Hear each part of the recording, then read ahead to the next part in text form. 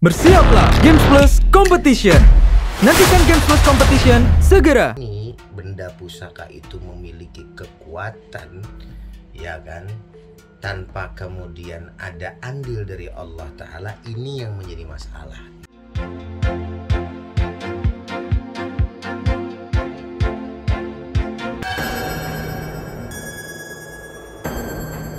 Penerangan dan kondisi jalan saat ini memang mulai ramai.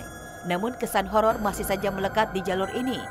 Konon warga masih sering diusik oleh sosok yang suka usil di atas jembatan. Bayangan putih yang melintas cepat, wujud binatang yang aneh muncul sepintas, sampai perasaan kaki terasa sulit melangkah, seperti ada yang menahan dari bawah jembatan. Inikah usaha jin dan makhluk penunggu jalan yang ingin diakui keberadaannya? Bagaimana pola pikir kita dan kepercayaan kita masing-masing gitu. Yang jelas serem atau tidak, ataupun mistis itu ada atau tidak, ya memang itu nyata adanya. Tapi kembali lagi ketika kita merasa makin khawatir, dia itu pasti akan makin menampakkan. Oleh karenanya kita waspada dalam berjalan, mengendarai kendaraan, harus hati-hati, ingat kepada Yang Maha Kuasa, sering baca doa, mudah-mudahan ikhtiar ini menjadi jalan Allah berikan keselamatan buat kita semua.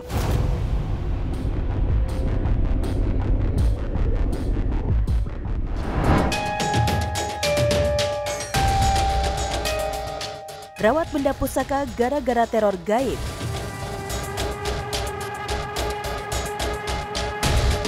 Gara-gara diteror makhluk gaib, Ageng Kiwi justru koleksi benda pusaka.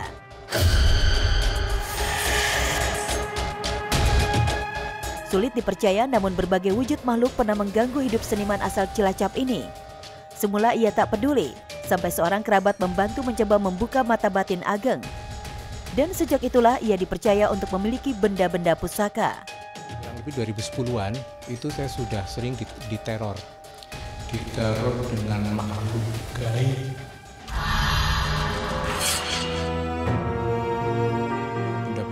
Benda-benda pusaka tersebut itu datang dengan melalui mimpi atau melalui perlambang atau melalui firasat. Ada ular datang gede banget, datang gitu ke kamar aku gitu kan.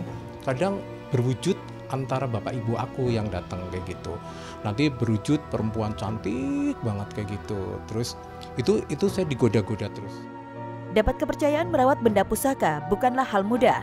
Sebab masing-masing benda pusaka yang kini ia miliki katanya punya kekuatan magis alias khodam. Benarkah? Semuanya itu ada khodamnya di dalam situ. Jadi bukan benda pusaka asal hanya pegang ini benda pusaka. Nggak kayak gitu, ada khodamnya.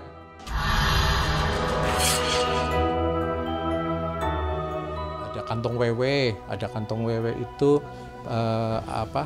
lenting merah, lenting abang, lenting biru. Jadi itu selindingnya para bidadari gitu, selendangnya para bidadari. Terus ada bentuknya juga batu, terus taring macan, itu tadi piring petuk, terus keris-keris kecil, terus sambernya, macam-macam lah pokoknya, akeh pol.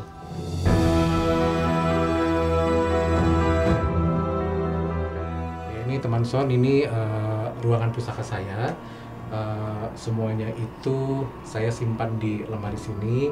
Jadi misalkan contohnya ya, ini warna merah memang permintaan dari para leluhurku, warna merah. Terus bantal putih kayak gitu juga permintaan. Dan itu kuda lumping itu juga mereka semua ada isinya, termasuk pecut-pecut itu tuh semua ada isinya. Ini korowelang, jadi Kiai Korowelang. Ini Kiai Korowelang, di sini juga ada.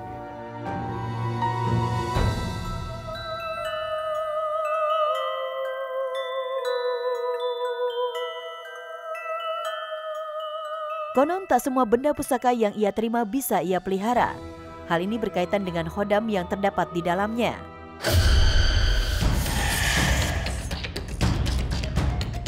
Ageng menyebutkan bahwa khodam masing-masing benda pusaka tak melulu memberi manfaat baik, tapi bisa juga membawa petaka.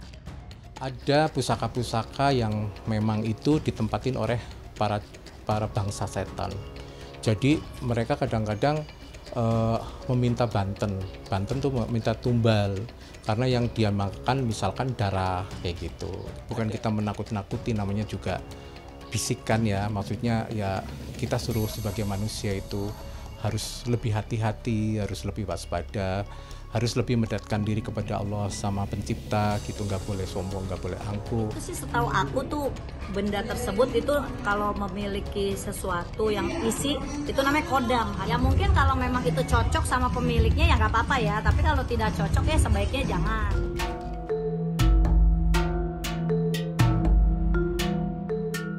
Tidak semua orang percaya soal kodam dalam benda pusaka. Tapi tak bisa dipungkiri juga keyakinan sejumlah orang yang merasakan manfaat kodam sebagai petunjuk dari Tuhannya. Ya mengenai benda-benda pusaka atau dimiliki seseorang itu nggak apa-apa, sah-sah aja ya. Dan yang namanya benda pusaka itu pasti benda yang mempunyai nilai histori gitu. Jadi makanya disebut benda pusaka. Nah, ada penghuninya gitu ya, ada jinnya gitu ya. Ya kalau benda ada penghuninya, rumah juga ada penghuni, kita penghuninya. Bener nggak? Ya kalau masalah itu sih ya saya wallahu alam, saya nggak mengetahuinya ya. Tapi yang jelas jin itu ada. Dan yang lebih jelas lagi, nah kita jangan sampai bersekutu. Nah itu yang nauzubillah.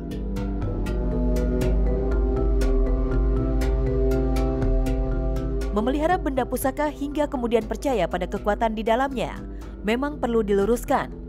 Bagaimanapun sejarah hingga tradisi turun-temurun punya peran penting.